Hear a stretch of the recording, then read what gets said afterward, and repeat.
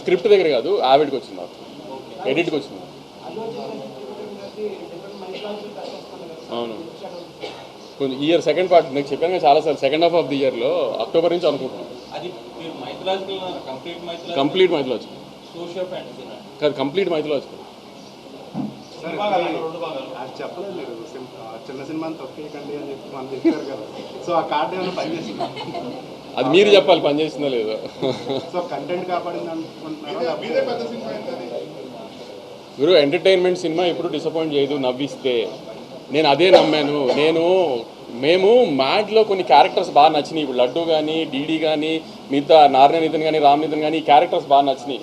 ఆ క్యారెక్టర్స్ని బాగా నచ్చినప్పుడు ఫస్ట్ పార్ట్ జనాల్లోకి బాగా వెళ్ళింది, దానికంటే బాగా నెట్ఫ్లిక్స్లోకి వచ్చినది ఇంకా బాగా వెళ్ళింది. సో ఆ క్యారెక్టర్స్ బాగా నచ్చినాయి, నెట్ఫ్లిక్స్లోకి వెళ్ళిన తర్వాత ఓన్ చేసుకున్నారు యూత్ అంతా. దాన్ని ఇంకొకసారి థియేటర్స్లో కొంచెం ఇంకా ఫన్ డోస్ పెంచి చూపిద్దాం అనుకున్నాం, అంతే తప్పితే ఒక మంచి కథ చెబుదాం అనుకోలే.